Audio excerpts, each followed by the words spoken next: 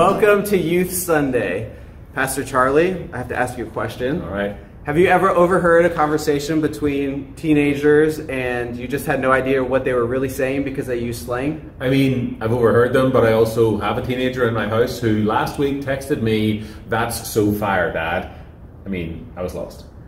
All right. Well, so here's what I'm going to try to do. Okay, I'm gonna give you a little bit of insight into vocab that teens use, okay, some slang, and maybe you could just mix it into your sermons every once in a while if you want to try that. I mean, I could do that, but I mean, the other side of that is, how do you think the teens would react if I started using slang from when I was a teenager? I mean, do you think that they'd get that? Maybe I should test them. Yeah, I don't think they'd get it. In fact, they would probably look at you the same way that you look at them when they use slang, just maybe walk away.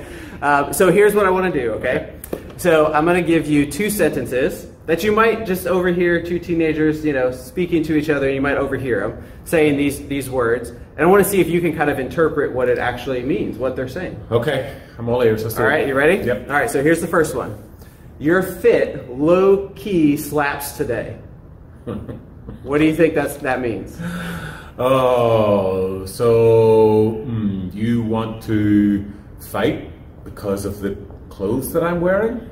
So you're not close at all, but like if we were to translate that into like a Christianese kind of translator, it would be this: you look lovely today. Oh, thank you. Oh, that's what it would. Yeah. So all right, you ready for the second one? Yeah, come on. All right, this one I have to kind of, brah. Okay, so that's brah. That's cap.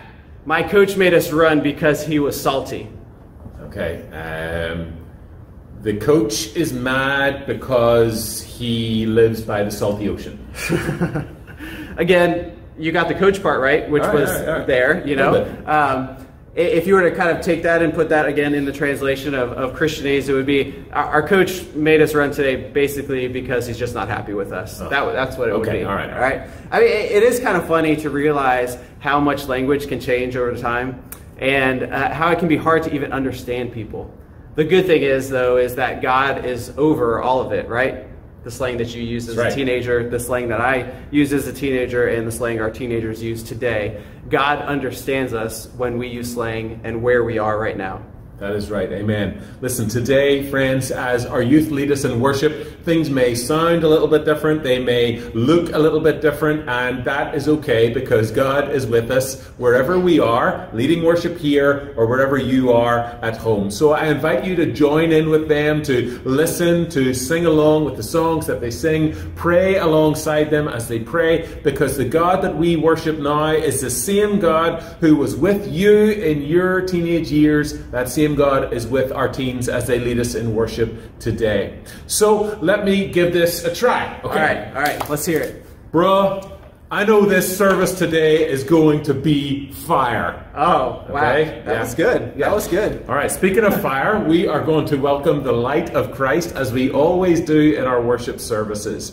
And before I get to that, I want to remind you who are worshiping at home that we love to know that you've worshiped with us. Please make your way to our digital attendance pad today. That's mumconline.com/here, where you can fill out that pad. You can put in your prayer requests. I also draw your attention to our online scrolling comments feed. And if you put in prayer requests there, remember, there's always someone praying for you in real time. And also those prayer requests are passed on to our prayer team who meet every Tuesday and who lift up all of these requests before the Lord, who listens, regardless of the language that we use. But as we get going in worship today, we light a candle, and if you have one at home, I invite you to do that there. And as we do so, we remind ourselves that Jesus said he is the light of the world, that those who walk after him never again walk in darkness, but always walk in the light. And for that we give thanks. We say, welcome, light of Christ, fill our hearts with peace. And I extend that peace to you at home today. May the peace of the Lord be always with you.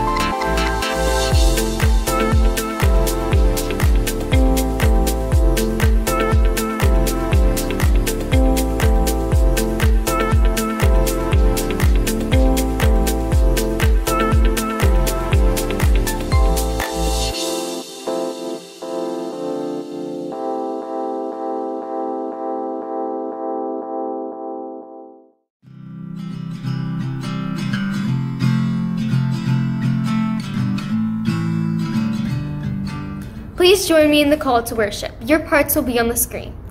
Sometimes we may wonder why we take time to worship God. Psalms 136 reminds us why. Give thanks to the Lord because he is good. God's faithful love lasts forever. Give thanks to the only one who makes great wonders. God's faithful love lasts forever. Give thanks to the one who makes the skies with skill. God's faithful love lasts forever. God rescued us from our enemies. God's faithful love lasts forever. God is the one who provides food for all living things. God's faithful love lasts forever.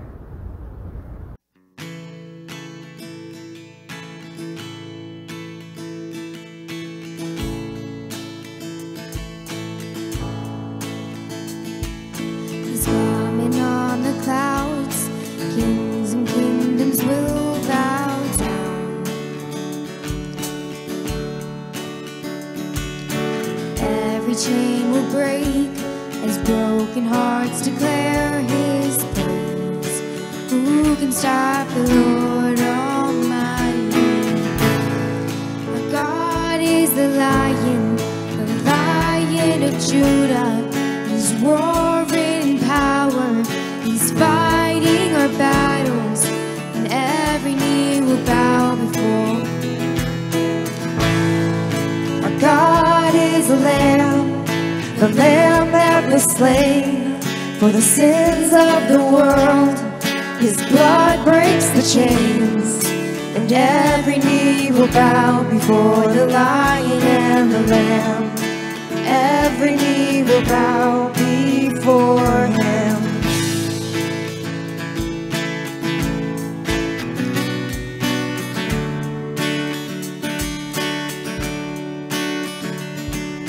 And open up the gates, make way before the King of Kings. The God who comes to save is here to set the captives free. For who can stop the Lord Almighty? Our God is a Lion of Judah. He's roaring in power. He's fighting our battles, and every knee will bow before him. Our God is a Lamb that was slain for the sins of the world. His blood breaks the chains, and every knee will bow before the Lion and the Lamb. Every knee will bow before him. Who can stop the Lord Almighty? Who can stop the Lord Almighty? Who can stop the Lord Almighty? Who can stop the Lord Almighty? Who can stop the Lord Almighty? Who can stop the Lord? Our God is a Lion of Judah. He's roaring in power and fighting our battles, and every knee will bow before him. Our God is the Lamb that was slain for the sins of the world. His blood breaks the chains, and every knee will bow before the Lion and the Lamb. Every knee will bow before him, and every knee will bow before the Lion and the Lamb. Every knee will bow before him.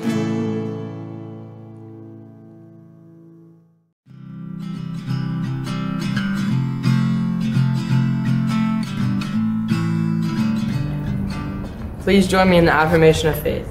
We believe in God who created us, who loves us and makes us whole. We believe in God's Spirit, who walks with us in joy and sorrow, who helps us to notice the joy and sorrow of others. We believe God will comfort those who are brokenhearted. We seek to be active in helping to confront the brokenhearted.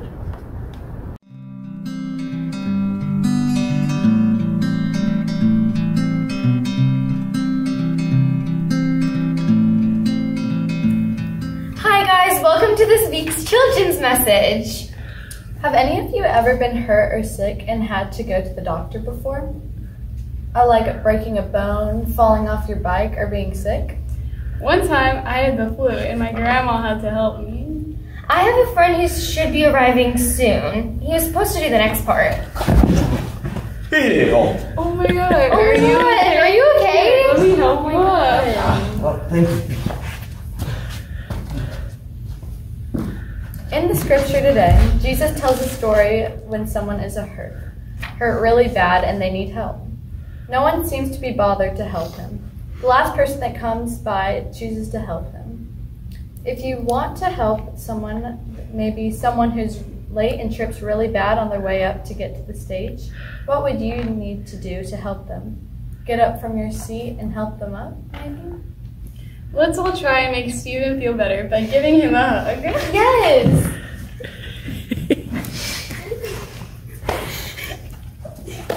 Oh. Better now, thank you. Let's pray.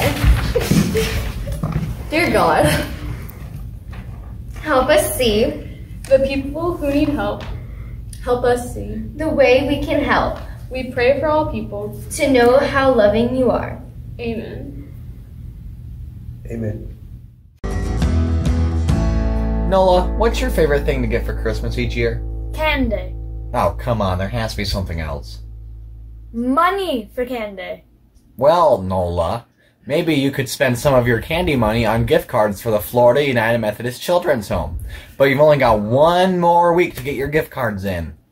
That's right, gift cards for our annual gift card drive for the Florida United Methodist Children's Home are due next Monday, November 27th. Each year, our church family collects specific gift cards for the residents at the home to help give them an awesome Christmas. You can purchase gift cards in increments of $25 to $100 to stores like Amazon.com, Walmart, Ross, TJ Maxx, or even Visa gift cards. You can also purchase gift cards to their nearby restaurants like Papa John's, Taco Bell, Cracker Barrel, McDonald's, or Chili's. We now have an Amazon wish list where you can purchase the gift cards online and have them shipped directly to us. A full list of requested gift cards and the link to the Amazon wish list can be found on flyers in the worship spaces or online at mumconline.com/news. Last year, we brought in $3,910 worth of gift cards for the Children's Home. Our children and youth here at Memorial challenge you to help us surpass that number this year. Can we get to $4,000 in gift cards? I know that we can. Remember, those gift cards are due in Monday, November 27th, and they are going to help make Christmas bright for some of the most vulnerable kids in our state. One of my favorite events at Christmas time is the lighted Christmas parade. Not only because of the pretty lights downtown, but because of the hot chocolate and cookies afterwards. And you can be a part of it this year too. The annual downtown lighted Christmas parade is Saturday, December 2nd at 6 p.m. and it goes through the downtown parade route. It is a time for us to celebrate Jesus' birth and invite people to our Christmas Eve services. You can help us decorate the float here at the church around 3 p.m. Children who want to ride on the float and sing, and adults and youth who would like to walk and pass out candy canes can meet around Central Park ball fields around 5:30 p.m. to get on the float. All ages are welcome. Children need an adult to come with them. And if you are not walking in the parade, then come sit on the church steps or Parton Center porch and watch it. Memorial is one of the best views of all the lighted floats. And wear your red Love Shows Up shirt and some Christmas lights. And join us Saturday, December 2nd for the lighted Christmas parade. One of my favorite Sundays in Advent is the Sunday when Dr. Joan, the singers, and musicians share with us the Christmas cantata.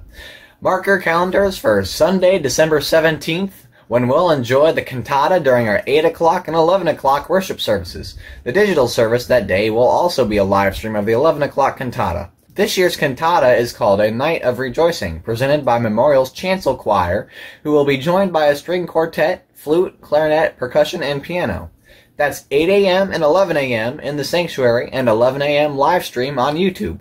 Wait, what about the 9:30 service? I'm glad you asked that, Maddie. Between the two cantatas, the congregation is invited to the annual Alternative Christmas Mission Fair at Maxwell Hall. There, we will learn about the missions that we support as a church congregation and have the opportunity to give donations to them in honor or in memory of friends and family members. We will even have a Christmas card you can take with you to give to someone who you bought a donation for. And guess what, Maddie? What? There's gonna be breakfast! A light potluck breakfast will be served during the mission fair, and you are welcome to bring a dish to share with your church family. So that's the Christmas cantata, Sunday, December 17th in the sanctuary at the 8 a.m. and 11 a.m. services and live streamed at 11 a.m. on YouTube. And the Alternative Christmas Mission Fair from 9 a.m. to 11:30 a.m. at Maxwell Hall. Bringing in gift cards for the kids at the Florida United Methodist Children's Home. Walking in or watching the lighted Christmas parade. And celebrating the true meaning of Christmas through the cantata and mission fair. These are just 3 things that you can do to live your calling through Memorial.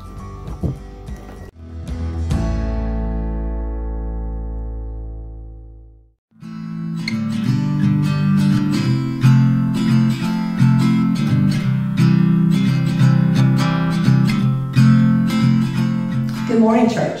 I am so happy to be here today. Justin asked me to share a brief story of how being a part of the youth group impacted the lives of my children. I have 3 kids, and I've had a child in youth group since 2009. Every year. That's a lot of stories. And guess what? My youngest just left for college in August, and I'm still going to youth group. What's that say about me?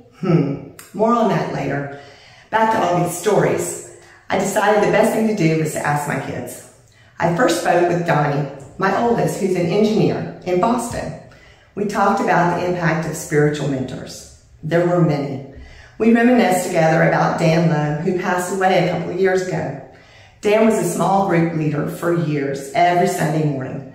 Donnie said he never missed a story, and he always had a joke or two to tell, and he always never failed to tell a story about his spiritual journey with Jesus. Donnie gained to know these stories very well. He laughed. He said, "Mama, I could even finish Mr. Dan's sentences." But more importantly, something Donnie shared with me was that he could tell Mr. Dan anything. Talking about Dan made me remember how in college, Donnie told me he would see Dan in Gainesville before football games. And Dan would run up to him and give him a big hug and be so happy to see him. That made Donnie feel good. Everybody needs a mentor like that. Can I get an amen? Amen. Dan always shouted the best amens when he was at church. My daughter, Bethy, is an ICU nurse now and works nights. We weren't able to talk when I was preparing this, so she sent me this text, which I would like to read to you. One of the most impactful things youth group provided me was the chance to serve and love others. I was able to spend countless hours running, dancing, feeding, teaching, and showing God's love to the children of Branches. Youth group allowed me to connect at Barnabas and help with local food deliveries. I was able to travel overseas to Kenya to assist with a medical clinic and school. All these opportunities fostered a desire to grow close to God's people and showed me how through loving each other, we get to know God better. Isn't that beautiful?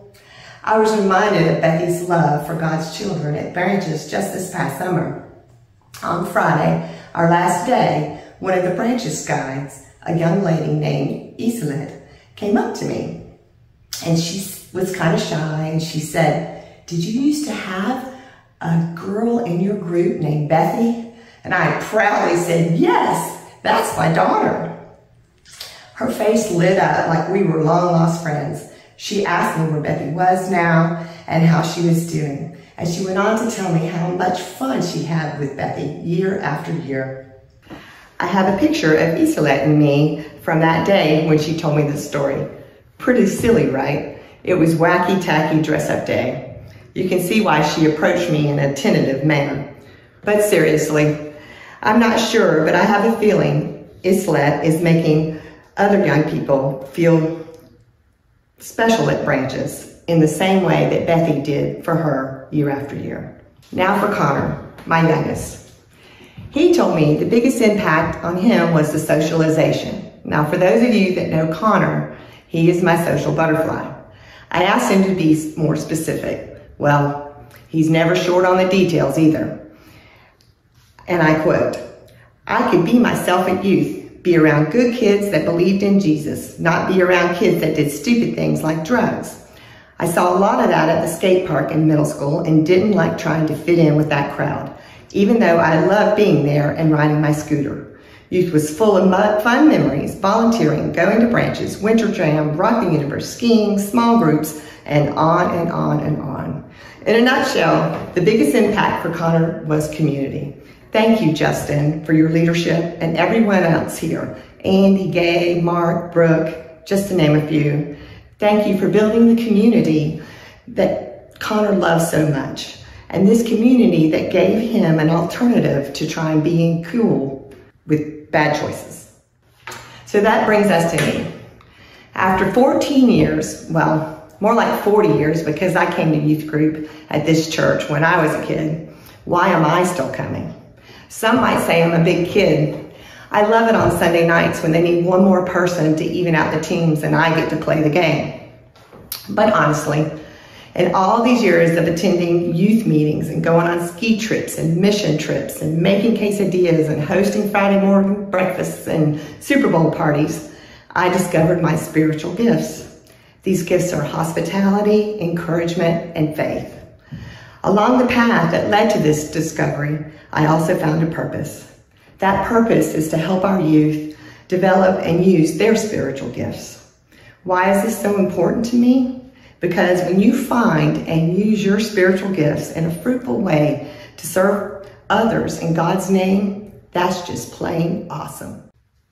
We have many ways you can give to the work at Memorial. You can see these at our website shown on the screen. I want to thank you all for your gifts and commitment to what God is doing through our church. Please pray with me.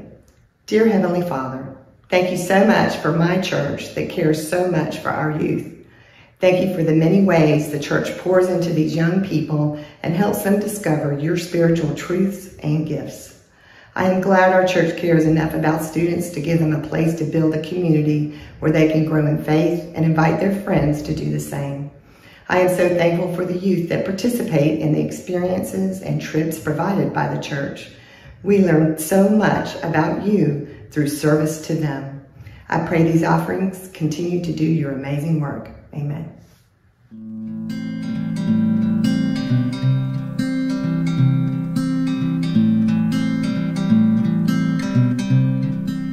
Please join me for a prayer. God, who has walked with us through our life, help us to remember that you are always with us. You are persistent in our life when we face pain, heartbreak, and misunderstanding.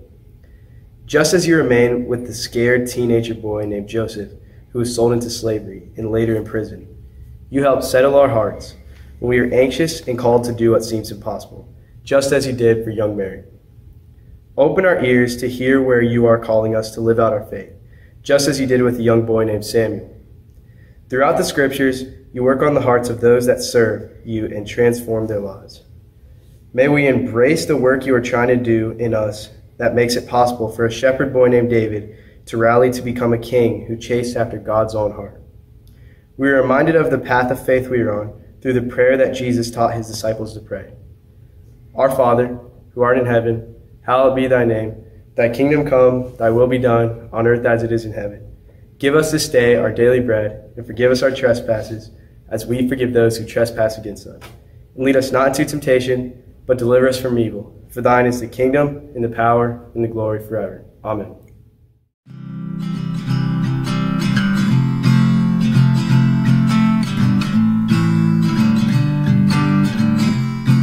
Today's scripture reading is Luke 10:29-37.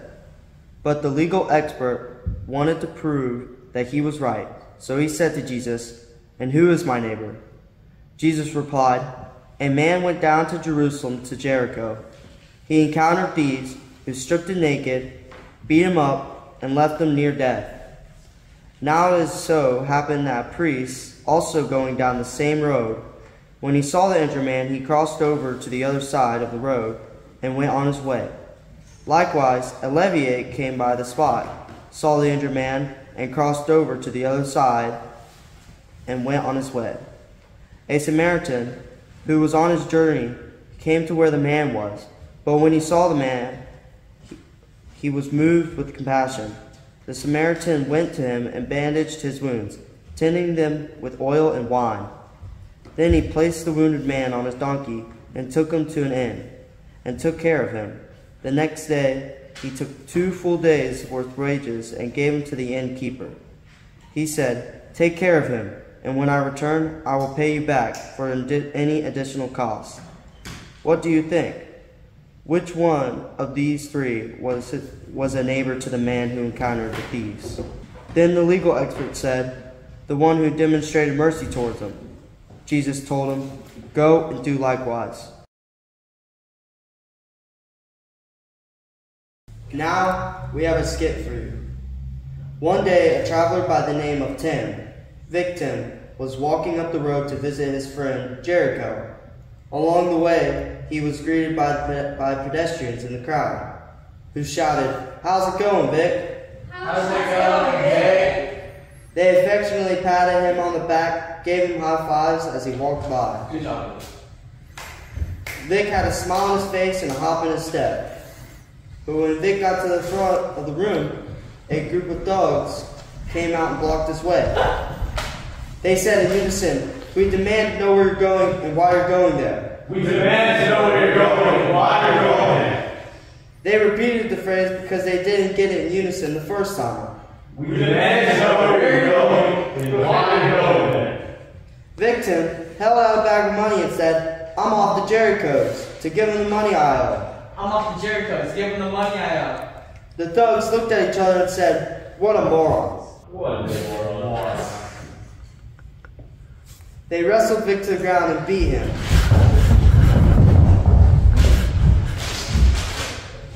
Just before Vic lost consciousness, he said, very soft voice, "Help." The thugs all laughed at him and dragged his body to the nearby steps and took the bag of money and ran off.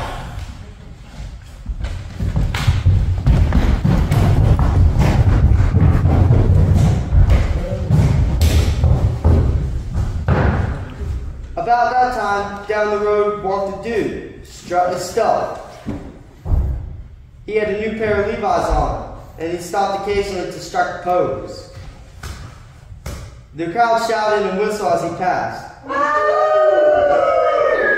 which only encouraged him to pose again, and again, and again.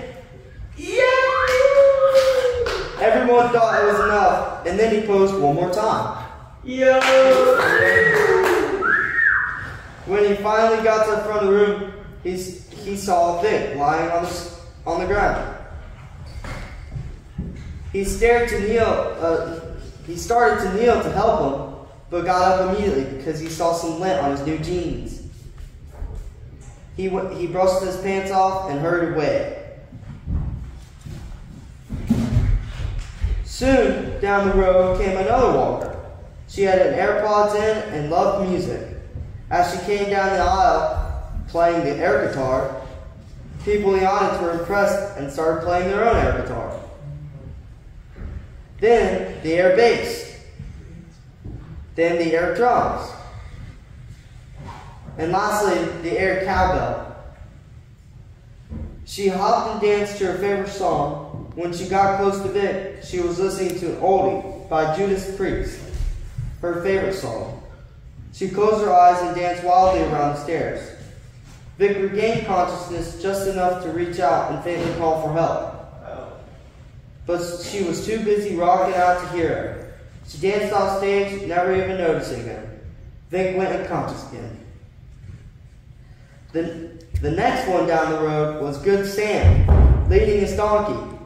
As they passed the crowd, the donkey let out a giant hee-haw,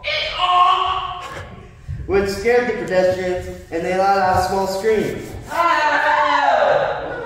Sam, being good and all, he and his donkey said, "Don't worry, you'll be okay." Don't worry, you'll be okay. Then Sam saw Vic. He rushed the unconscious man, felt for a pulse. Couldn't find one, and immediately began to do chest compressions. He checked again for a pulse. Nothing. There was only one thing left to do: mouth-to-mouth resuscitation. He looked at Vic and slowly, very slowly, started to get closer to him. Vic jumped up and said, "I'm all right." All right, I'm all right. Sam breathed a huge sigh of relief. The crowd shouted, "Good job, Sam." Good job, Sam. The donkey was so excited that he walked over to Vic and started licking him on the face. Vic was so repulsed that he fainted. So Sam put Vic on the donkey, and together they walked off stage to Motel 6 where Vic could get some rest. You see, happiness is found in helping others, and we can only help others when we see them.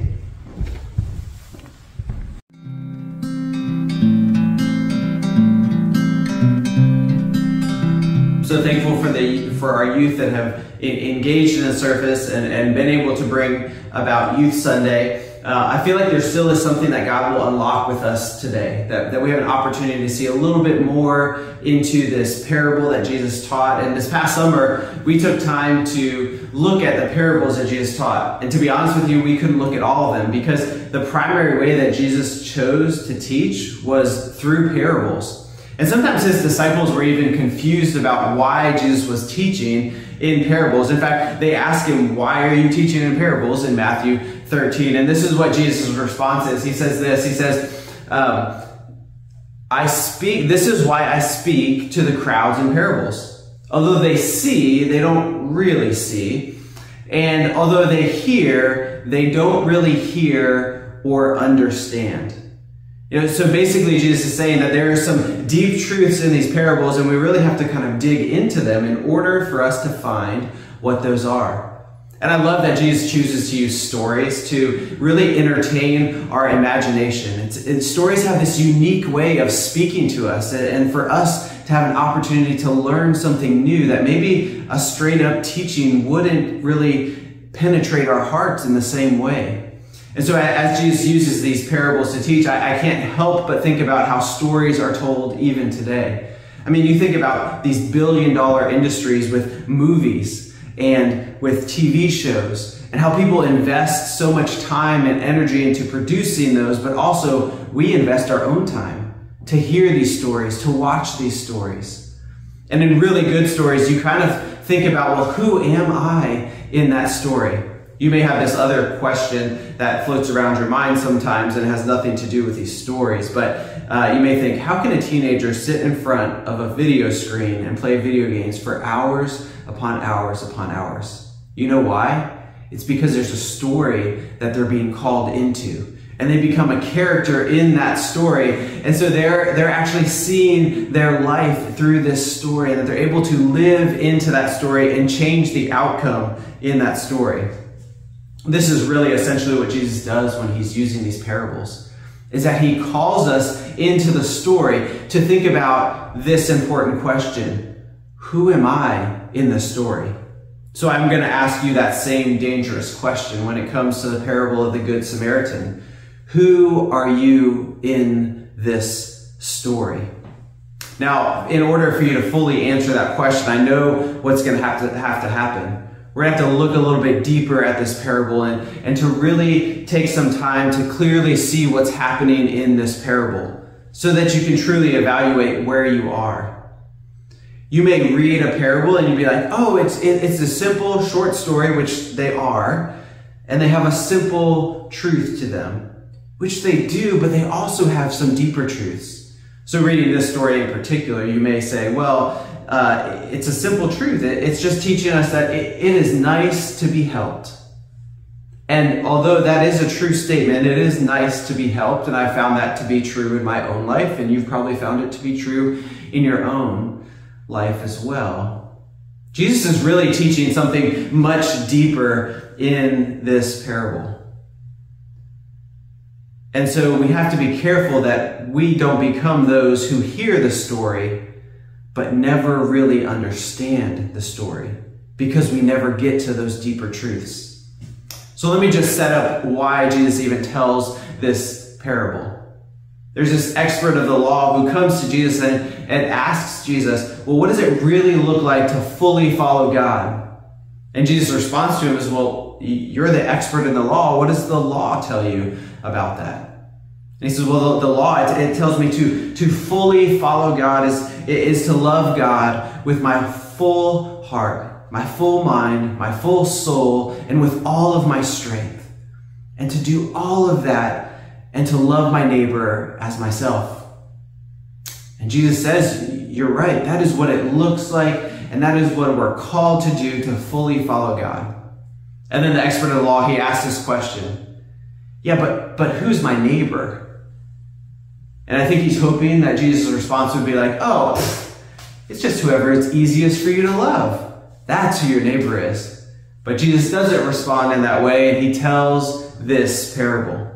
And this is how the parable begins. There was a man who was traveling from Fernandina Beach to Jacksonville, Florida. No, that's not how the parable starts. It starts with there's a man traveling from Jerusalem to Jericho. And if you were in Jesus' time, you would know, oh, that is a dangerous road to travel on. In fact, the commentator William Barclay, this is what he says about this road. He says, in the 5th century, it was called the Red or Bloody Way. In the 19th century, it was necessary to pay safety to the local sheiks. In the 1930s, people were warned to go home before dark if they intended to travel on this road. So everybody sitting around Jesus knows, like, oh, this is a dangerous road they're going on, and they can almost predict what's about to happen, right? This person who's traveling on this road, they get beat up and they get robbed. But what's bubbling to the surface here is something I think that we need to know. And what's bubbling to the surface is that we are called to help regardless of the why. Right? It would be easy to disqualify this victim because he got himself into the situation. Right? He traveled alone on the path. How dare he wear clothes that the robbers would want to steal from him? And that's kind of the first thing that we begin to see, is that sometimes we only help when we know the why fully. But what Jesus is calling us to do is to help regardless of the why. We begin to put ourselves into the story as we think about the priest who's coming by, right? The priest may be able to divorce himself from the situation and say, well, how dare this traveler travel alone on this road? But actually in this story, each of the characters is traveling alone on this road. And they should be able to recognize, oh, if I was to come here just a few hours before, I may be the victim that's sitting in the middle of the road in need of help. And so we begin to see that instead of divorcing ourselves from the person who is in need, we should be able to sympathize and see that, you know what? At some point, we will be that person in need. But one of the things that I think is really interesting about the priest is that we don't know what happens with the priest, right? I remember one time sitting in this room with these pastors. And so as we're having this conversation, one of the pastors says, oh, will you lead us in prayer? And so everybody, it was one of the pastors who had left the room. He comes back in after using the restroom, asks to lead us in prayer. We sit down, talk for a little bit, then we're supposed to pray. So we start the prayer, and it's completely silent. And it goes on for about 30 seconds. Which is a really long time, to be honest with you, to sit in complete silence as everybody's eyes are closed and focused on the prayer that's supposed to be starting. Right? So after these 30 seconds, one of the pastors says, you're supposed to do the prayer. And the other pastor says, oh, I didn't realize that. And I said, oh, I thought he was just doing a silent prayer, right? And so I wonder if in this moment that this pastor, this priest who's walking past says a silent prayer for this person who's in the middle of the road, right? And maybe he does say a silent prayer. But did he say the silent prayer as he walked past the good that God had laid out for him to do? Right? The irony here is that he's so occupied with going to worship God that he misses a chance to truly worship God. And this is what I want us to see in this first person who comes by, this first priest who comes by, is that our worship of God should never close our eyes to those in need. Rather, our eyes should be more open to the needs that are around us, the deeper our relationship with God gets. I've asked for a student to share from the perspective of the next two characters that arrive in the story, which is the Levite and the Good Samaritan. The student is a junior at Episcopal High School. His name is Joey Roberts. Hi, I'm Joey Roberts, and I'm a student of the Episcopal School of Jacksonville, year 2025. So as I just said, I transferred to Episcopal when I was a freshman. Now, obviously, when you transfer to a new school, there's a lot of news, and the stereotypical news, obviously, you have a new campus, new friends, new people to meet, new teachers, new classes, etc.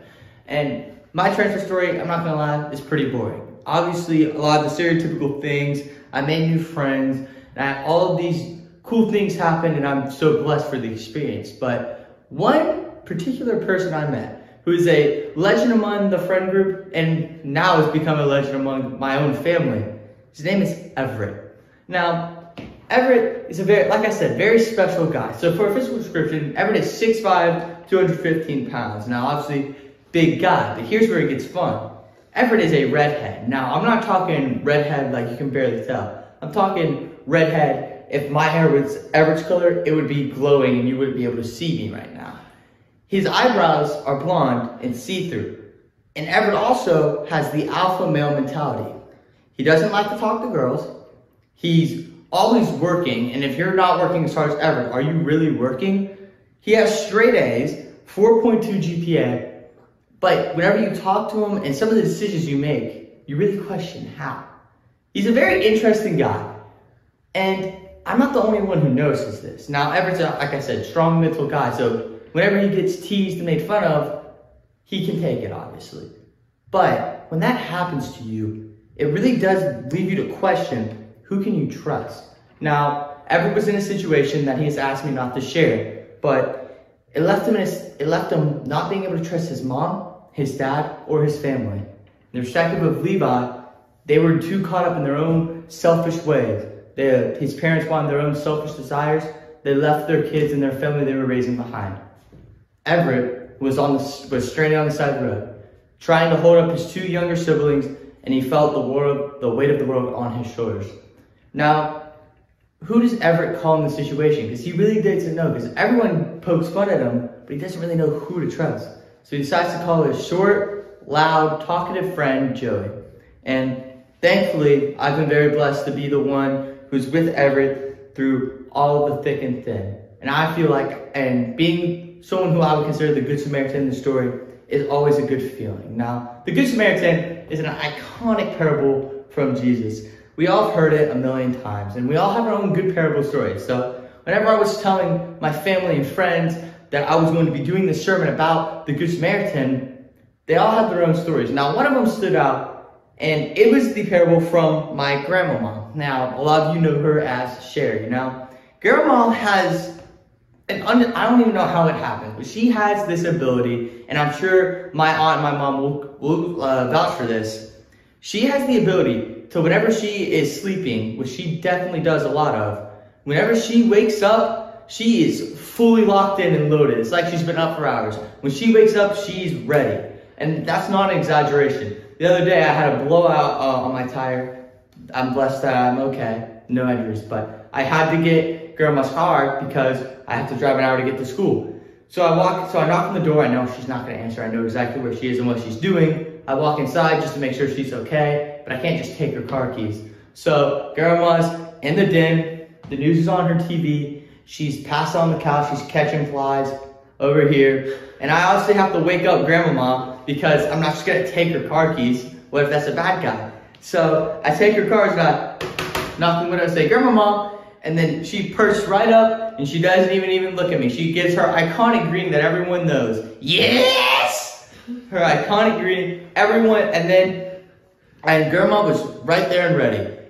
Now, Grandma used this superpower of an ability a few years back whenever my mom and my aunt were kids. So she gets a call late in the night, and this is a record-setting cold night. It was like 5 degrees or something. It's like 2 in the morning, and the police department calls them, Grandma, and says, hey, there's this guy riding his bike to Michigan. Yes, a guy riding his bike from Florida to Michigan. I don't know. But he's riding his bike to Michigan. We were wondering if you could open up the Girl Scout hut for him. Why the police didn't deal with this, I don't know. Maybe they were too lazy, but they decided to call Grandma. And Grandma, being Grandma with her superpowers, she wakes right up and she's like, sure, I'll go do that. Grandma also has the consideration to bring food, heat up the place, and he lets the guy sleep there. He cooks for himself, and he's out on his way to Michigan the next morning. And he made it to Michigan, apparently, which is pretty cool. But in the end, Grandma didn't even think about that it was 2 in the morning. She didn't think about the fact that maybe I shouldn't do this. She thought, I need to help this person because this person is in the coldest weather we've ever experienced on this island, and he probably would rather me help. And she went and she did the right thing without even thinking. Doing the right thing without thinking is the main message of this parable. I think this parable too often gets caught up with the message of how poor people need to do the right thing and how rich people don't do the right thing. That's not what it's about. I think this parable is mostly about doing the right thing at all times. For example, there's a glorious man, obviously he's not perfect, he's not Jesus, but he goes by the name of Tim Tebow. Now, he's obviously a pretty cool guy, University of Florida grad. He won his 2 national championships, which is cool in itself, but which is even cooler is that he's a great coping mechanism for the current state of the Florida football program. Now, in Tim Tebow's Instagram bio, there's something like, no, I've never seen any other celebrity do this. He has over 10 million followers, and in his bio, he has his personal phone number. Do you realize how, that is crazy to me. He probably gets hundreds of texts today, and I can't, then you'll probably, if you're at church, you'll see in the slideshow, but I texted Tim Tebow on his personal phone number, and he has responded, and he said that he would pray for my sermon, and he would make sure that he would get to it and pray for me. You know how much strength it takes for a man who has all these things, all these awesome stuff. He has all this money, and yet he still finds the time to pray for the short, loud kid at Episcopal School of Jacksonville? Is that not amazing? Tim Tebow takes the time to do the right thing. Now, Jesus, believe it or not, in his last days, I think we can put him in the shoes of the Good Samaritan. But the story has a little bit of a different twist. Now, in Jesus' last days, he was obviously falsely accused of all these things and crucified. But before this, the Jews were looking for the one Isaac promised, the Son of God, the prophet of man, the one who would save us all. And the Jews were expecting someone great, a king, a pope, a member of the Sanhedrin, which was the trial of high-ranking Jews that sentenced Jesus to death. They were expecting someone like that. Yet these people, just like Levi, passed right by them waiting. All these years, they saw the Pope pass right by them. They saw the rich Jews just using their religion to gain power, pass right by them. Yet when this Galilean Jew, someone who they considered impossible to be the Messiah, whenever he performed miracles, promised him being the Son of God, and preached the Word of God, they thought there was no way. So instead of this version of the Good Samaritan, where everyone passes by and there's someone here to help them, the man on the street who needs the help says, I don't want you. I want someone more. Now, the Good Samaritan in this situation probably should have moved on. And quite frankly, Jesus could have moved on. Jesus could have died on the cross and never came back. Jesus could have done anything he wanted. He was God. But instead of that, Jesus decides that he's going to come back and he's going to save us. He is risen from the dead. He comes back and he sends his Spirit down to make sure his kingdom reigns eternal forever. Instead of leaving us on the side of the street, which he probably should have done, he comes back and he saves us all forever. That is what doing the right thing always does. So if you're the man on the side of the street and you're looking for money or that car or that house, what you're really looking for is right in front of you.